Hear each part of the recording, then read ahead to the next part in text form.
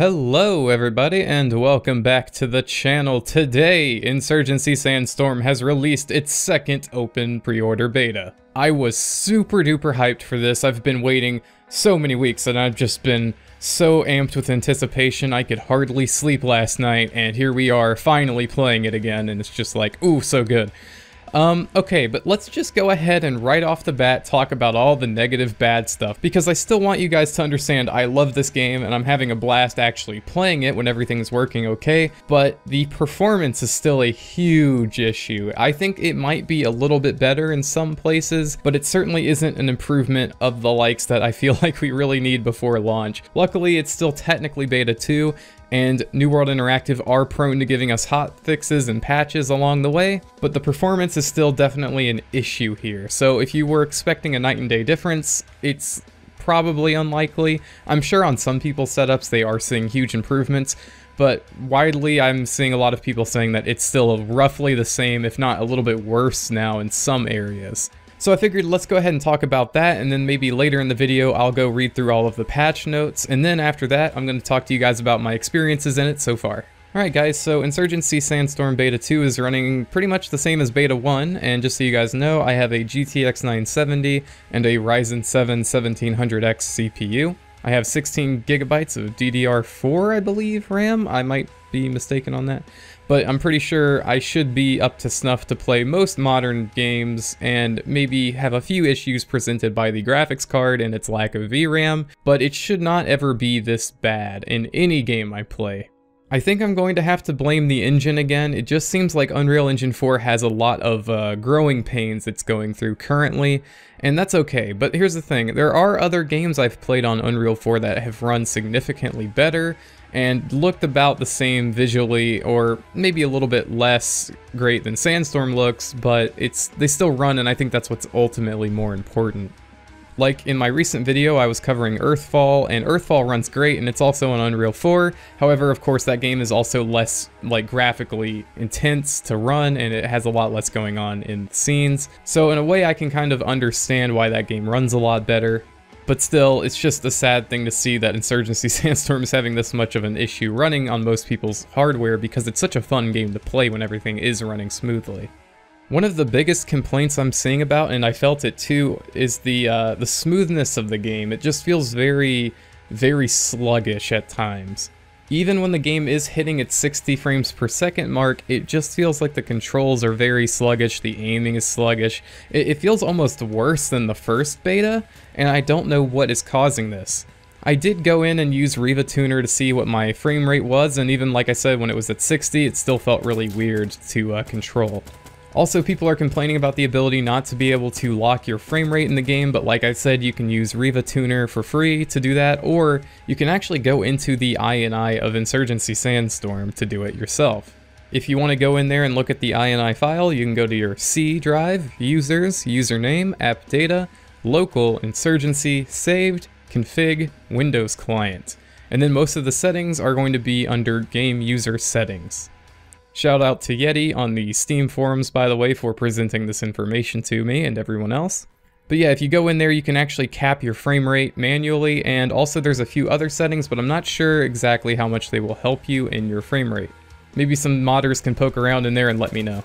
So again, keep in mind that Beta 2 is still a development build of the game, and ongoing work is definitely in progress, and these betas are really just a big tool to get player feedback, to study the system performance and balance the game and whatnot for New World Interactive. So, like I said, let's just wait on some hot patches, some hot fixes. Hopefully some optimization tweaks are going to be made, especially before the full release that's right around the corner in September. Alright, so that's pretty much all I have to say on the optimization. I mean, if you're having issues, your best bet really is just to lower everything to the lowest and lower your resolution and your rendering resolution, and you can play it at a smooth, solid 60 frames per second, but your game will probably look like a potato, but at least it'll be playable and you'll get the full Insurgency Sandstorm gameplay experience, but maybe not the visual experience that you would have hoped for. Alright, so with all that negative nastiness out of the way, let's go ahead and talk about these patch notes. Alright, so under the optimization tab here in these patch notes, I'm going to leave a link to this in the description so you guys can read it as well, but let's go ahead and just start going through these bullet points. So, large reduction in draw calls across all maps to improve frame rate, full LODs added to all cosmetic characters and gear, full LODs added to all third-person weapons and equipment assets, full LODs added to all the props in the world, all map actors merged, large particle optimization pass set proper render bounds, LODs, and tick rates on all particle effects.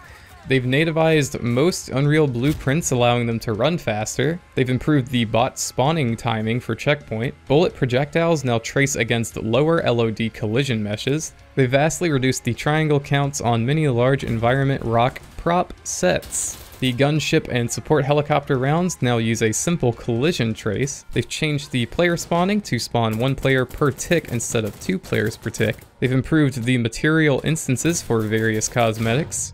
They've reworked the bullet hit validation. They've increased performance for player movement in water. They've ensured that character cosmetics are not being spawned multiple times per cosmetic slot. Characters now use data-only blueprints. Items no longer tick by default. Reduced the amount of times cosmetics spawn and despawn. Made weapons only tick when equipped. Interactable gear now uses timers instead of tick functions. Allowed only certain crew members characters to tick in helicopters. They've utilized texture atlases for certain cosmetic items to reduce draw calls. Doors and supply crates only tick when they are not opening or closing transition. Destroyed prop vehicles will now extinguish their flames after 40 seconds so that the smoke and fire particle doesn't stay forever. Alright, so I know that was a lot, but there's even more, so don't worry. We have the new features tab here. So now doors can be breached by kicking them down. They've added visual feedback systems for the commanders, observers, and teammates to indicate where the fire support is being called in and what type of fire support it is. Colored smoke will appear on the targeted area. So for the security forces, the gunship is green smoke, autocannon strafe is yellow, explosive artillery is red, smoke artillery is blue, and minigun support is purple. For the insurgents, their rocket barrage smoke is green, bomber drones is yellow, explosive mortars is red, smoke mortars is blue, the IED drone is purple, and the chemical mortars are pink. The server will now kick players who have been idle for 2 minutes and 30 seconds. Tessellation has been added for improved terrain visuals. The quality/performance of this can now be scaled by adjusting the effects quality in your video settings. The new local play experience, which allows you to play solo with AI teammates. This game mode is based on checkpoint but adds objective-based reinforcement waves, gaining similar as in push. The lesson system includes browsable menu text, which will explain the game mechanics, and video hint pop-ups when performing certain actions for the first time in game. The full collection of lessons will also be added during pre-order beta 2. And add game options for the following: always show compass, enable and disable contextual keys for use and vault, and enable and disable in-game lesson hint pop-ups. Alright, now we're going to move on to the new content tab here. The new maps have been added: Crossing and Summit. New greased bolt upgrade option for bolt action rifles are now under the chamber upgrade category.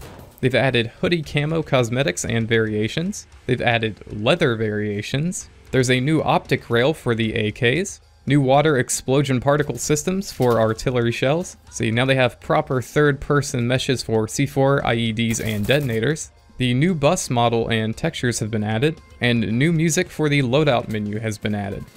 Alright, so as you can see there, they've added 2 new maps, so I don't think we have access to all of the maps yet. There might still be one missing, but it sounds like we definitely have 2, like, confirmed new maps, and I have played Crossing, and I have played Summit, so I do know those are definitely in this beta now.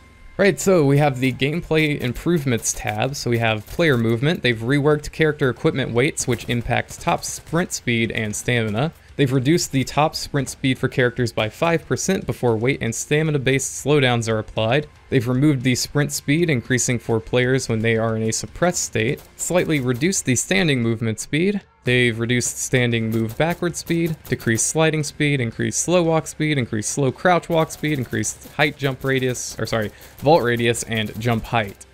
You know what, actually, I'm just gonna let you guys read this part yourselves because there's a lot of fixes that have been made, like a ton.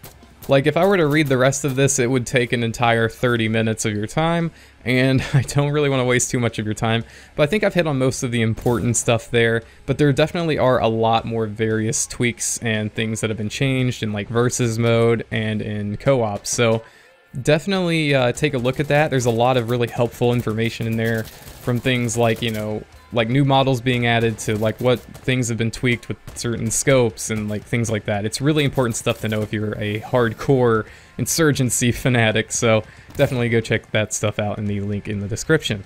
Okay, so before I wrap this video up, I really would like to just talk about my experiences with the game so far, and to be honest, it's really hard to focus on how much fun you're going to have on a game when you're just constantly struggling with performance issues, and this is something I really want to stress to the general gaming public as well as developers out there working on new titles. I think at the end of the day, pushing your games graphically is great because it looks good, and in a few years when everybody has more upgraded hardware, it turns out to pay off a little bit because then everyone's experience is kind of better in the long run.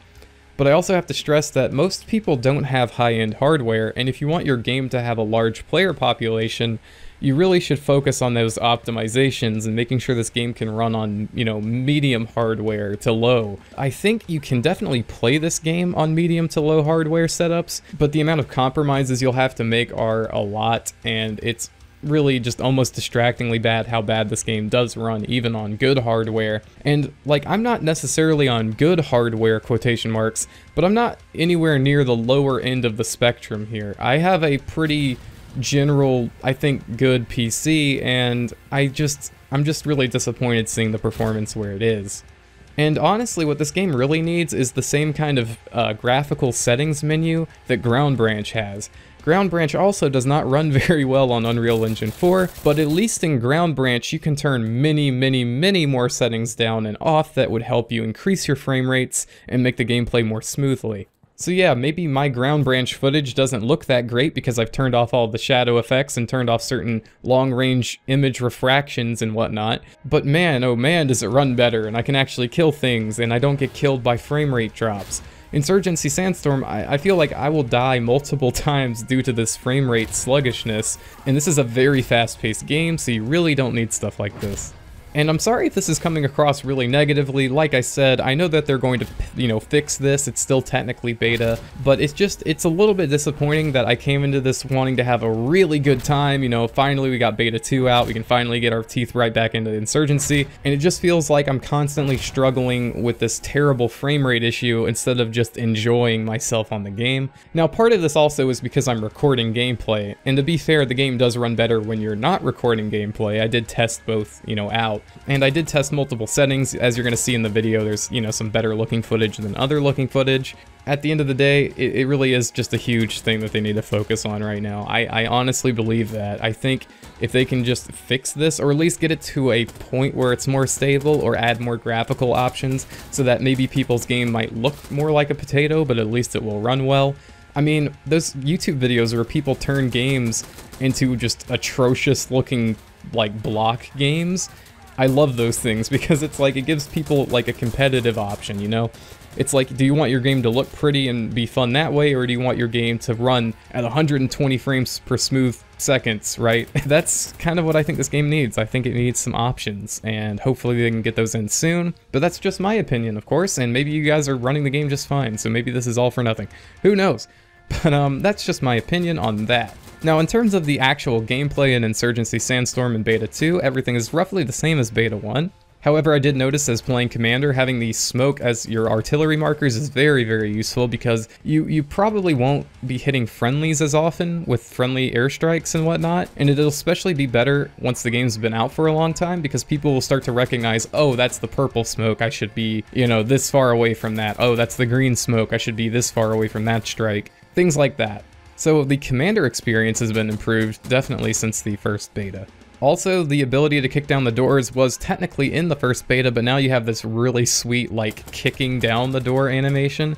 And I feel like that might have been in the game before, but now it's a lot easier to see it and pull it off. But yeah, the core gameplay is all solid, it's really fun, the gunplay feels good.